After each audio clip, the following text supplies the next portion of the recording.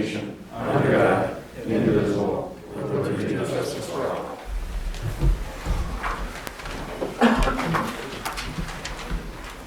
Welcome, everyone. This is Monday, January 18th, Martin Luther King Day. A man who lost his life in the fight of a great cause, difficult situation and cause. Call the roll, please. Cedar? Here. Kenstotter? Here. Kleeman? Here. Koopa? Here. Laporte? Here. McCartney? Here.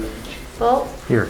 All present, Your Honor. All right, thank you. If you have any questions, concerns, comments, come to the microphone, give us your name and address when we get to public comment, please, or anytime before we take a vote, we'll ask for your input also at that time. We need to amend the agenda under new business for B, consideration of industrial park property. Yeah. Put that under new business B, consideration, discussion, industrial park property.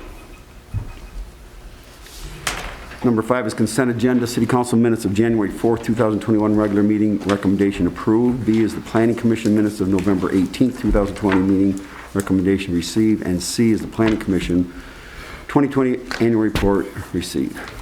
Motion to approve A through C as presented. Support.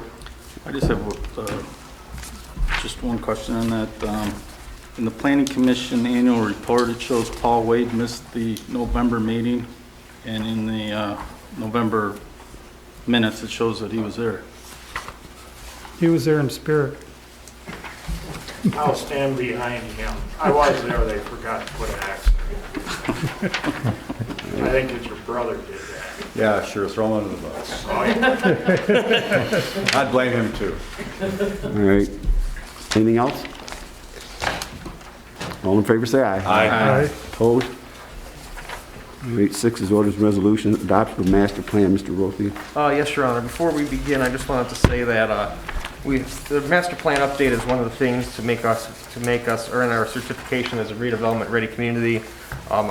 Also, along with becoming a redevelopment ready community, it's important to have a collaborative meeting between the council and its planning commission or zoning board of appeals. So with the council receiving the planning commission annual report as well as the master plan today, it made sense to have some members of our planning commission and ZBA in attendance to in the meeting tonight. I think they've all done great work this past year handling zoning things that have come in their way, as well as planning cases, as well as preparing the master plan. So we're glad you're here. If there's any comments or questions for them as you review the master plan for your approval, I imagine they would be able to speak to that process. Otherwise, before you, the resolution is the final step in the master plan adoption process. Planning Commission was required to have a public hearing, and at the conclusion of that public hearing, they unanimously voted to recommend that the City Council approve the master plan as presented. A draft copy of the plan was included for your review, and at this point now, all that is required is a motion to adopt this resolution to make this master plan effective. Your Honor, I spent my Sunday reading the master plan, and I'm in agreement with what's been presented to me, and I would make the motion to accept the resolution. I'll support that. All right, the motion is made and supported. Questions? Yes, sir. No. Do it. Do it. I have a couple of questions. Do we currently have a complete streets policy? It's mentioned in there. Is that something that we have on policy right now as a city? Can somebody on the Planning Commission perhaps answer that one? Okay. I think that's something we should follow through on. It's near the end, but it's about making the streets walkable, rideable, biking for lots of different entities on it. So that's something I'm just interested in. The other was probably for Warren or Annette, the implementation section 8-5. It talks about public involvement in development plans website. I don't think we have anything like that on our website, but I think that would be a wonderful thing for the city to see and to have, like, what is the development project that's happening in the St. Clair, where it's at in the process, what kinds of levels we're at in that process. You mean like to keep the public updated as to what we're Exactly. doing on the street project? Yeah. Street projects, but also development in the industrial park, where we're at in that, on those stages of that development process.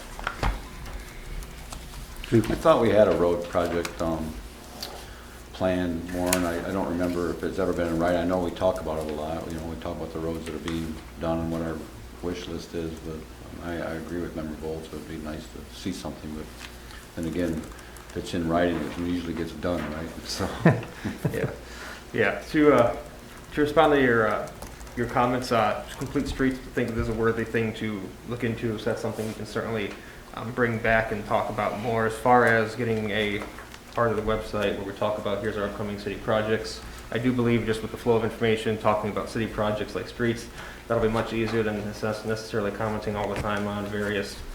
Well, I don't think it has to be extremely detailed. I think it can be like, Yeah. just very, it can be very vague, but just that we have these projects going on. Yeah, that's something that could be incorporated, I believe. That's a good suggestion. Anybody else? I have one question, and anybody who's out there that wants to answer this, Paul or whoever, on page 2-13, under planning considerations, Pine River and Clinton Avenue, maybe this was in before, but allow a maximum of 3 stories for building heights on Clinton Avenue and Pine River. Paul, have we always been 3 or were we 2 before? No, I think we were 3, and when we created the downtown development, You got a bad leg, so you don't have to come up to that microphone. Well, maybe if you can.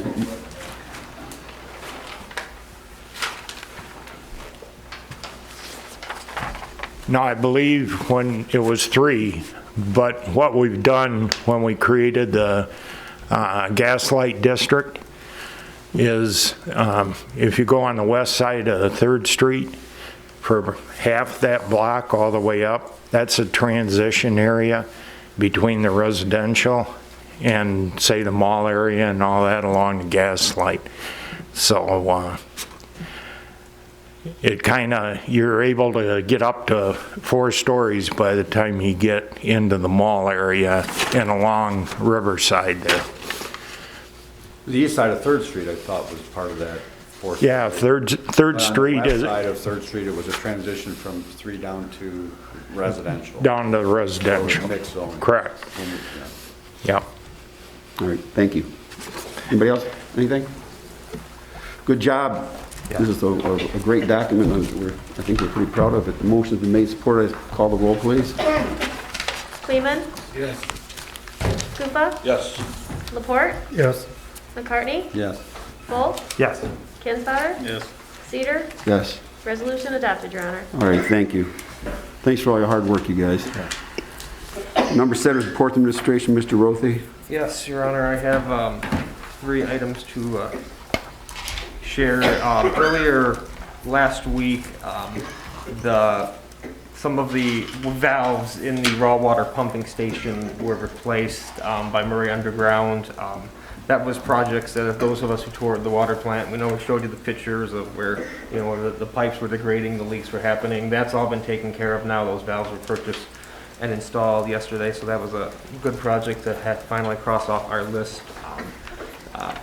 Additionally, I'm hoping to have renderings of the bike path this week, Clinton Avenue, and then again, pictures worth 1,000 words. So the intention is once we're in receipt of those, we can move forward with scheduling that public outreach meeting for both the residents on Clinton, but also just our community at large who wants to learn about that. So I am hoping to have that meeting in the next 2-3 weeks scheduled. So we'll be communicating on our channels that we use to spread awareness there. Additionally, we're looking at, I'm really here to ask you what your calendars look like on February 10th. It's a Wednesday. That was likely going to be a good day for our workshop on the water plant improvements. So I don't need anything from you today. I just wanted to put that out there that we're looking to schedule that meeting soon, and I'll be in touch via email to make sure we can all make that meeting and we can notice it properly. But right now, that's the day we're looking at to meet with Fishbeck to go over those study reports. And then lastly, just wanted to thank Marion Schweiofer for her service as our code enforcement officer these past 2 years. She has submitted her resignation, and she will no longer be with us effective February 1st. So thank you, Marion, for your service, and she will be missed. Okay, any questions for Mr. Rothy? All right, city attorney is taking care of a family situation that arose right before the meeting. Departments, you got something, chief? Sorry.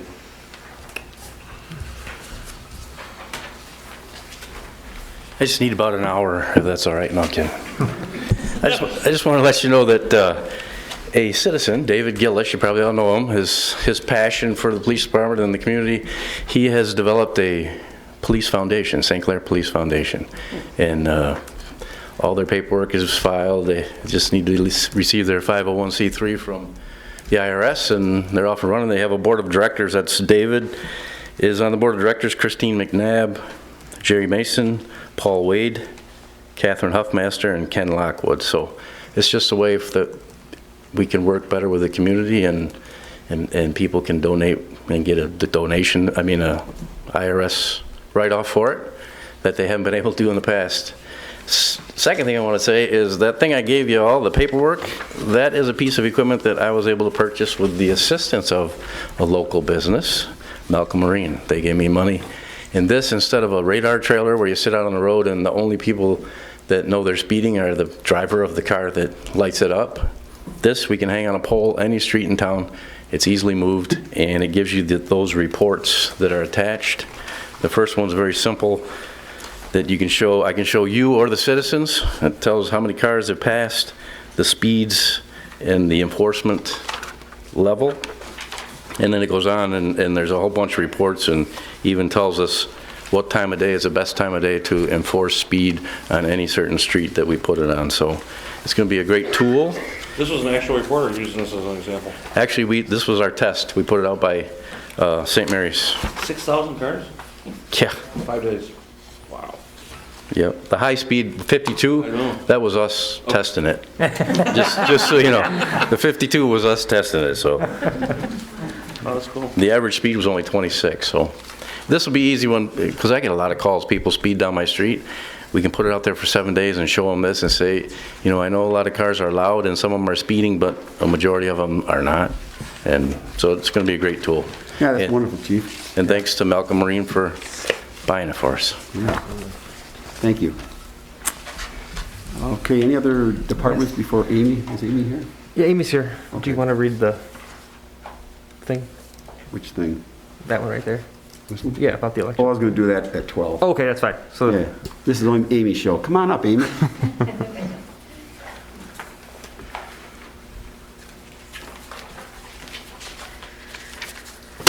Okay, you guys finally have a quarterly financial statement. So this is the start. I had a lot of help from Warren this time around because I'm knee-deep in audit. The audit for fiscal year 20 started today, if you didn't know.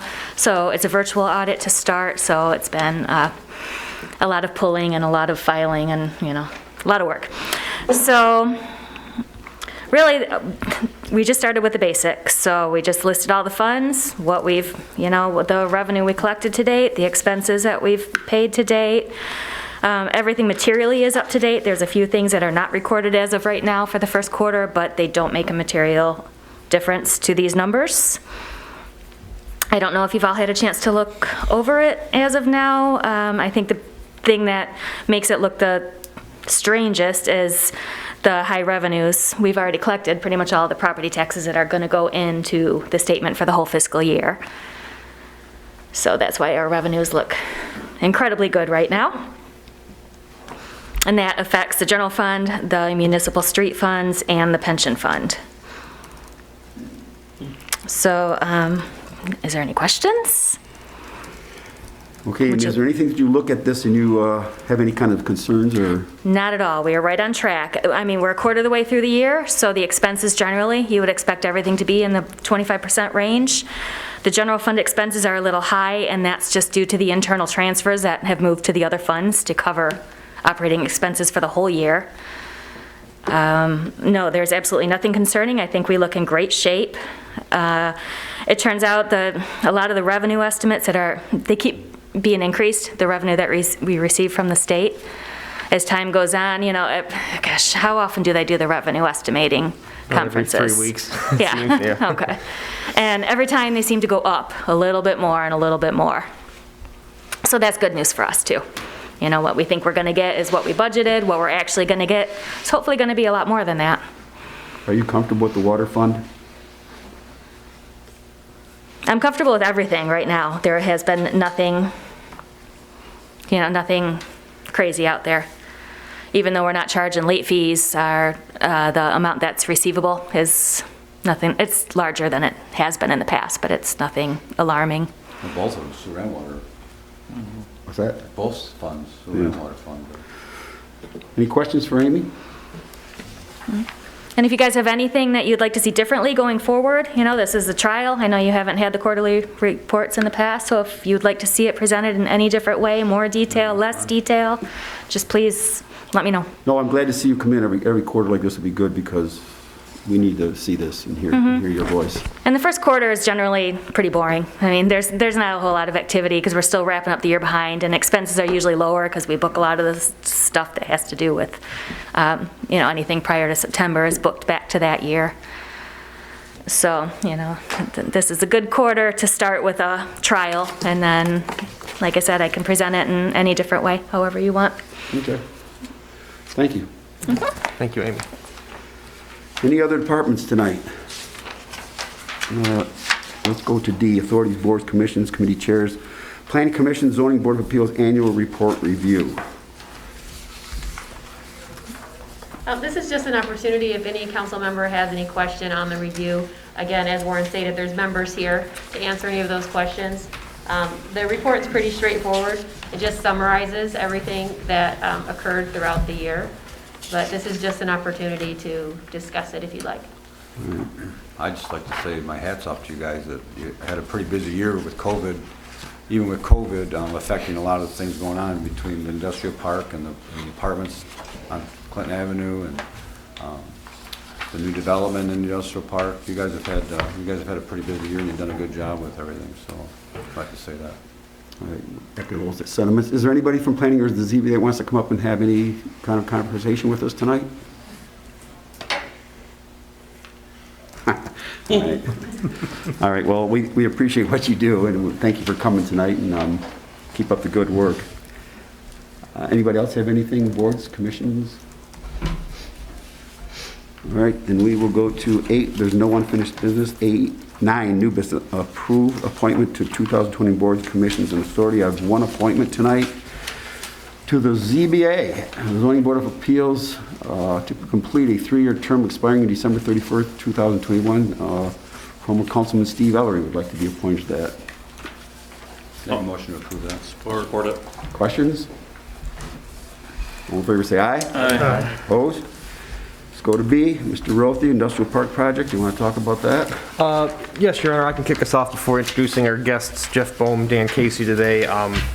We have an opportunity to continue our partnership with Magna International, potentially, and it involves the remaining portion of the industrial park property and a potential project that they have for it. So this project, what we've been told so far, 200 jobs, a little bit more, 250, 150, 180,000 square foot building, not a large user of water and sewer for production purposes, really just, water sewer needs for the workforce, flushing toilets, washing hands, things like that. So one of the things to consider is what type of incentive package to offer, which is where our folks at the county have come in with some different ideas on how to create an attractive incentive package while also ensuring that everybody gets a fair deal. So I'm not sure if one of you wants to talk first, kind of on the...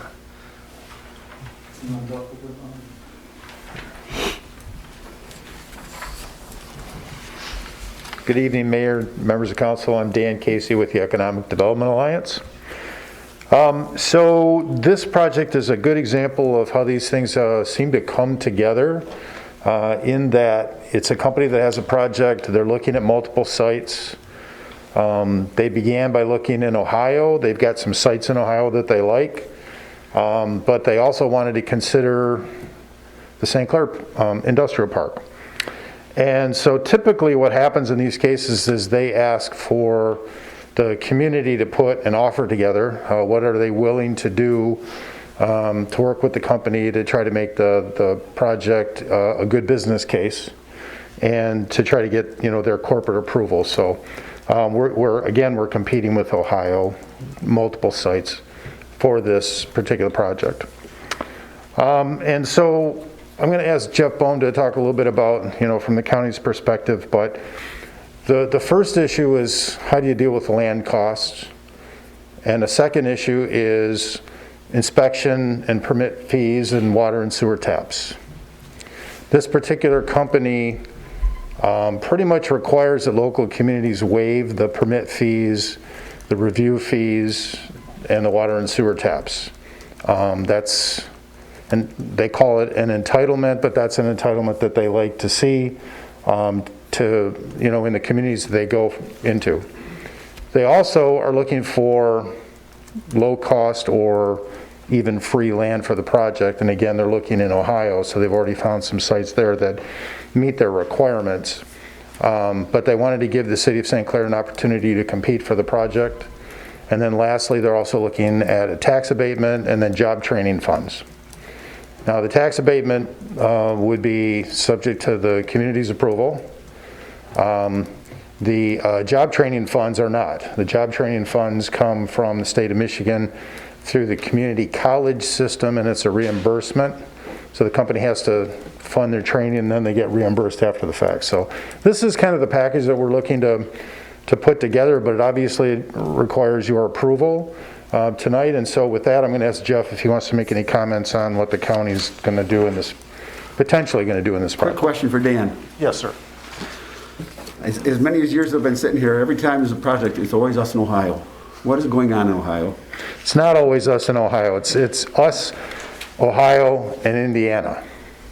Those are typically the three states. So the reason is because of where the assembly plants are located. This is an automotive project, and there's 25 assembly plants in a 4-hour radius of our location. 7 of them are in Canada. The bulk of them are in Michigan, primarily in Metro Detroit. But then there's several that are in Illinois, there's several that are in Ohio, and there's a couple in Kentucky and Tennessee. And so when the company looks at, being able to service multiple customers from a single location, they'll look at drive times, mileage, and so forth. And so with Project Seinfeld, we actually dealt with that issue because the customer was in Detroit, but they had another potential customer that was in Ohio. So, it probably would have made sense for them to locate farther south than St. Clair, but we were fortunate enough that we put together a good team of people and answered all their questions and landed that project. And they think highly enough of us because of that they came back to the city again to ask if you would be willing to participate. Thank you. So I'm just going to reference this first plant here for a second. I know, I think Warren's probably shared the information with you. A lot of times people, when you talk about free land, you talk about waiving some permit fees and stuff, kind of get a little tough to stomach sometimes. But when you look at even after abatements on this first phase of this plant, I'm just going to share some of the numbers with you. So the county operating, $53,000, the college, $19,000, RESA special, $23,000.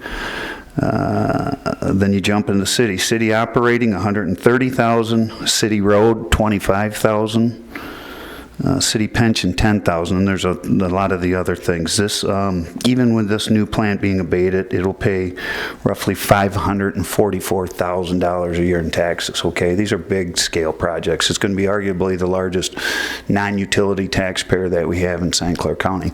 So as this one grows into phase 2, phase 3, it's going to produce a substantial amount of money. So I know sometimes it's a little bit hard to stomach, if you have to spend a couple $100,000, what's your payback, those types of things. The county has previously done some economic development stuff locally. If you remember, the county actually paid to clear that property out there however many years ago. That was to roughly the tune of $160,000. We have what is called a land bank, and we've got some money set aside in our land bank, which is basically tax foreclosed properties that the county receives. They end up turning them, selling, and put money in. It's kind of been money that's been squirreled away for a period of time. It would be the mechanism that we would look to come and basically purchase the remaining remaining acreage from the city for $150,000. The county then would turn around and would donate the property to Magna, and then I think in there's some fees and some things, you know, on your guys' end. We understand the importance, and we understand how it is tough for smaller communities to write that check, you know, some of these times. But when we look at the taxing, you know, the $150,000 on a new separate additional, that's probably got a 5-year payback for the county. So it's important that we do, you know, do these things to put our best foot forward. So that's why the county is willing to participate. It still has to get approval from the land bank, which I happen to sit on the land bank, but I don't think it'll be an issue. So we need to get a letter out to these guys sooner than later.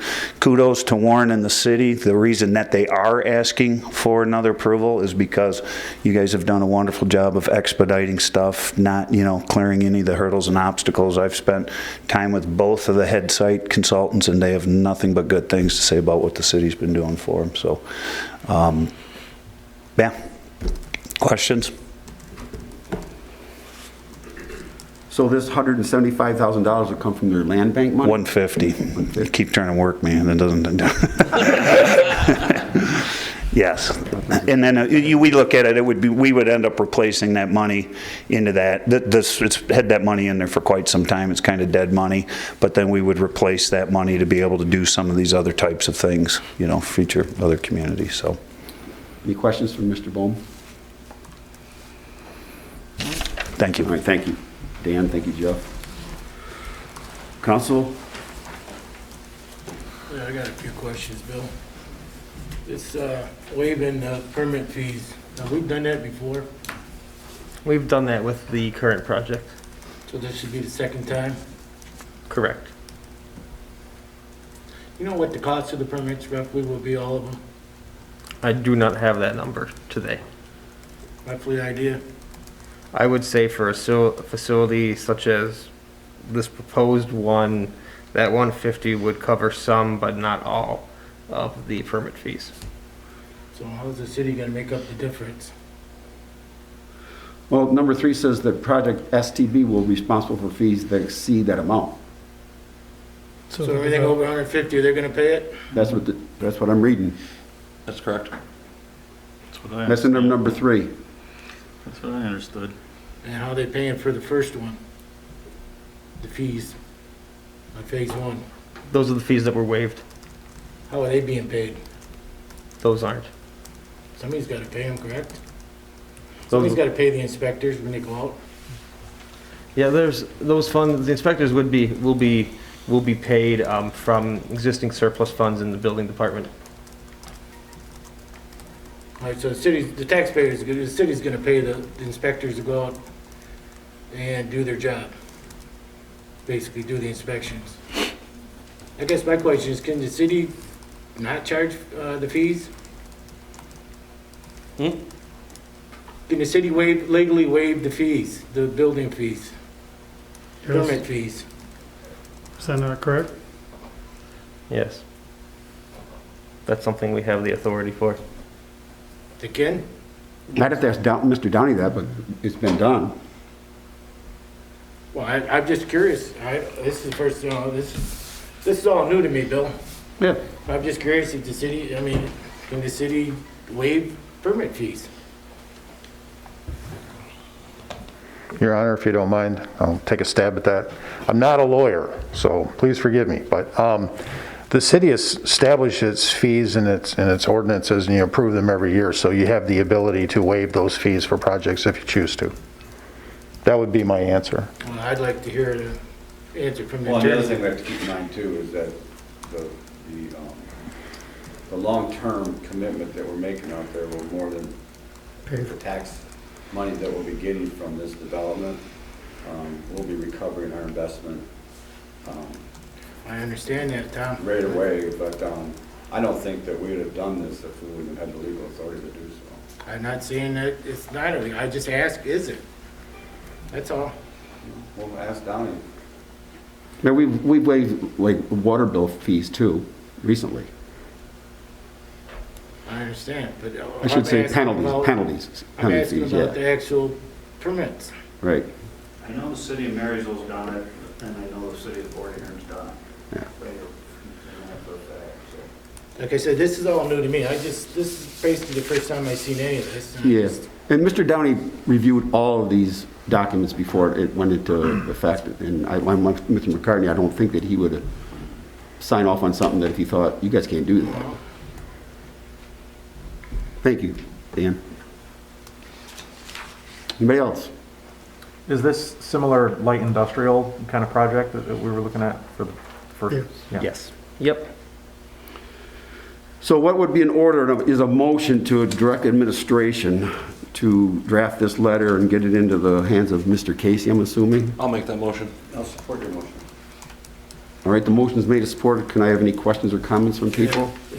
I got one other one. Is the letter now gonna give them what they want, or we just starting the process? Well, this is the start of the process, but I would say that this is what they want, basically. I don't know if they're aware of are they aware of that they pay for anything over the 150, Ann? No. And so that will be news to them. proposal to them. Yeah, basically, I want to get Paul mad at me if he's here. Yeah, so basically what we're proposing is the $150,000 that the county would pay to the city would be treated like a credit for the company. So in other words, as their plan comes in, gets reviewed, the cost associated with that would be charged against the $150,000 that you guys would be receiving. If they hit the cap, which they may not, but if they hit the cap, at that point, they are responsible for paying any additional fees, water and sewer tap fees beyond that. Yep. It's stated in number 3, if anybody's wondering. All right. Anybody else questions? Bill, anything else? Yeah, so the city's basically invested in another $150,000 into this project. Theoretically. Okay. Anybody else? All right, the motion has been made and supported? Yes. Mayor Cedar, may I repeat the motion? Is it to direct administration to begin incentive discussions? To draft the letter to get to Mr. Casey to get to Mr. Colson. Correct. Okay, specifically to draft a letter. Okay, thank All you. right? Okay, I guess we'll call the roll then. Koopa? Yes. Laporte? Yes. McCartney? Yes. Volz? Yes. Kinsfater? Yes. Kleeman? Yes. Cedar? Yes. Carried, Your Honor. Thank you, Bohm. Thank you, Mr. Casey, Mr. Bohm. All right, let's go to number 10, claims and accounts for January 7, January 14th, 2021. Your Honor, I do have a question on 2 checks. Check number 51708 and 51709. I'd just like to know what those payments were for. I don't have to tell me tonight, but if they were tax reimbursements, then that's fine. I just would like to know what those. 510, 708, and 709? To East China School District? Yeah, 708, 709, yeah. Those are tax collection payments. They are? Okay. Yes. Anybody else? Yeah. I have one, check number 51672, 6. C&K Heating and Cooling. Hang on a sec. First one, $130 check. 51672? So how much store furniture? 51673, no, hold on, no, 51672. Yeah, and you said the amount of 130, correct? Yeah. Yeah, that is for repairs at the Library. old former special police building. Now, do we do repairs? Obviously, we do the maintenance on that building. We talked about it. Yeah, the city's responsible for maintenance of that. What do we collect for rent on that a month, Warren? I believe it's $210 per month in rent payments. So we get $200 a month and we spend $130 to fix the furnace? That's correct. When the furnace breaks, it breaks. Pardon me? Furnace breaks, it breaks.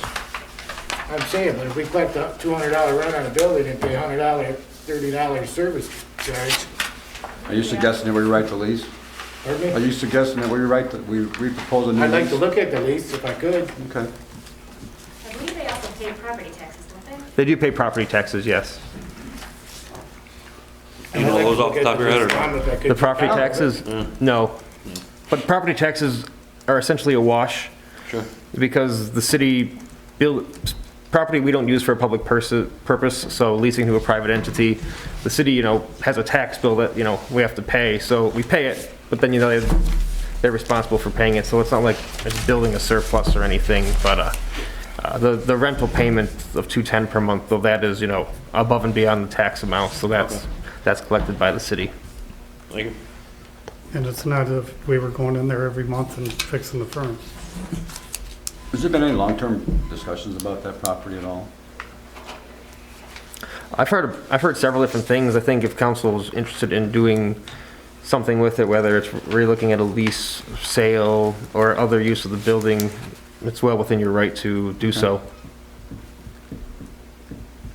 Anybody else on claims and counts? Again, a motion to approve, Your Honor. Support. All in favor, say aye. Aye. Opposed? Go to public comment, number 11. Anybody have anything non-agenda, 3 minutes, if you have something to talk about with us? Maybe we'll go to number 12, mayor and council comments. I have a couple of things. First of all, don't forget this weekend, the ice carvings downtown, all around town, actually. Thursday, Friday, Saturday, Sunday, Jeff? Through Saturday. Saturday for sure. Okay. Bands Friday night, Saturday night, fireworks Saturday night. 8 o'clock, that sound right? 8 o'clock. Right. The other thing is I do want to bring attention to our city clerk's department. Got some, I thought, some good news. So here it is. The city of St. Clair Ward 2 was randomly selected by the Bureau of Elections for a post-election procedure audit. All counties have jurisdictions selected. The audit was conducted on Thursday, January 14, 2021. The audit focuses on several key election day and pre- and post-election day processes, with the main objective of this program is to reinforce important election-related legal and procedural requirements and to identify specific topics that may need additional focus and/or clarification. The audit also included a review of voted ballots with a hand tally of one of the races. The review of voted ballots will verify the equipment used to count votes worked properly and yielded the correct result. The city of St. Clair received a perfect score of 100% with no recommendations. Well done.